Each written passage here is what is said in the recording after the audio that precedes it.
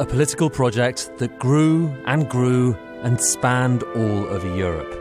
From the Mediterranean all the way north to Britain. Not the European Union, the Roman Empire.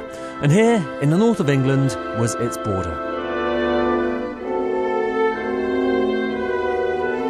The last time Britain was part of a major Europe-wide political structure was 2,000 years ago. This, Hadrian's Wall, was the furthest reaches of Roman influence. And all of Britain's economy, its trade, its finances were locked into the rest of Europe.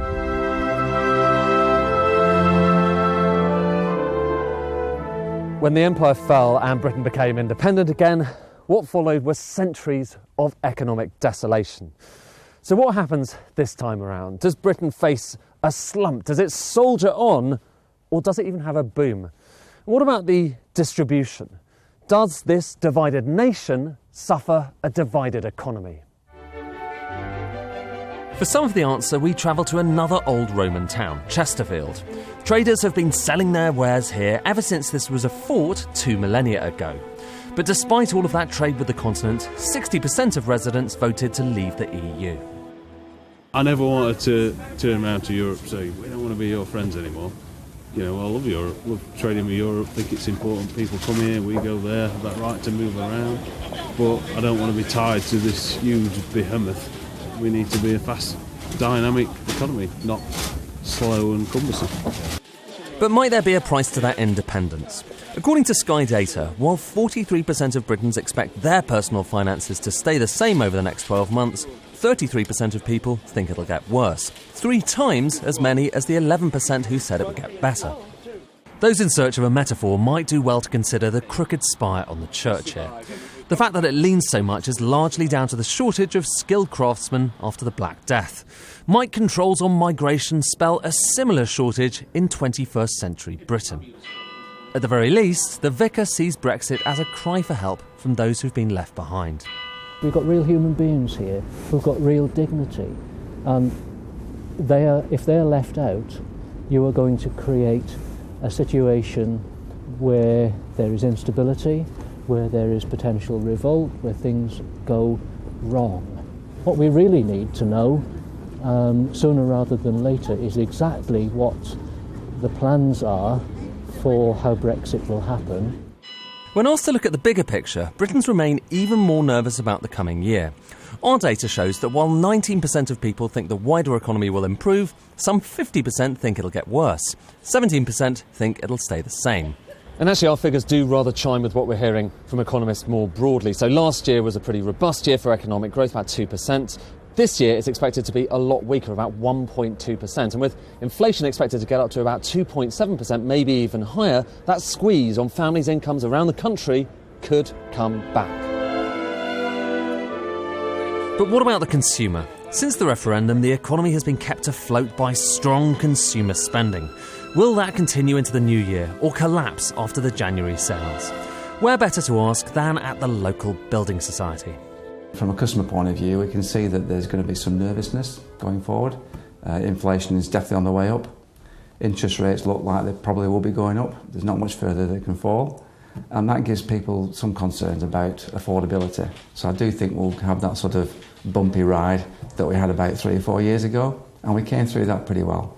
And I don't think actually what we're facing now with Brexit uncertainty and the Trump factor are actually as big a challenge as what we had 4 or 5 years ago as we came out of the last recession. And then there's business itself. Are they more or less optimistic about the future outside the EU? For some, the impact is already being felt. So overnight, following the Brexit announcement, this particular part, for one pallet's load, went up by £8,500 overnight. The cry here is the same as elsewhere. Give us some detail on what kind of Brexit it might be, especially important for those who are already locked into trade with Europe. At the moment, that business is so easy. There's no red tape. You know, it's as easy for us to send a piece of lifting equipment to the Netherlands or Hungary or France as it is to send it to London or to Manchester.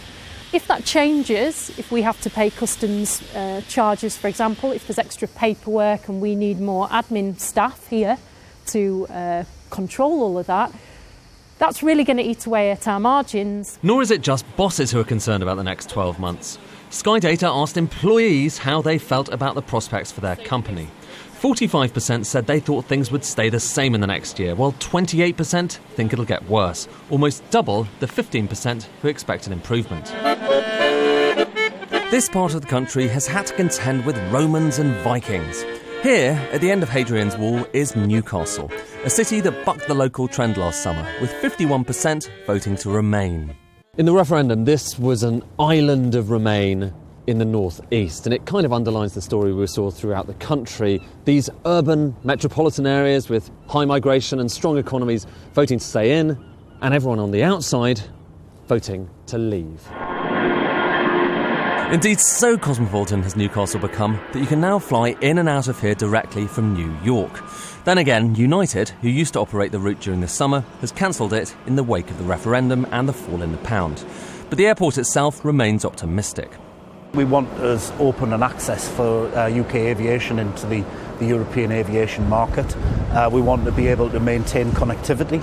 That's crucial for regions like the North East in terms of the economy and in terms of businesses. And we also want people to have, reasonable prices and good choice. We are very well connected to Europe, and we want that to continue. For some companies here, Europe isn't just about trade and migration. It's also about investment. The EU pumps millions of pounds of structural funds into the UK regions every year. And while that's guaranteed until 2020, no one knows what happens next.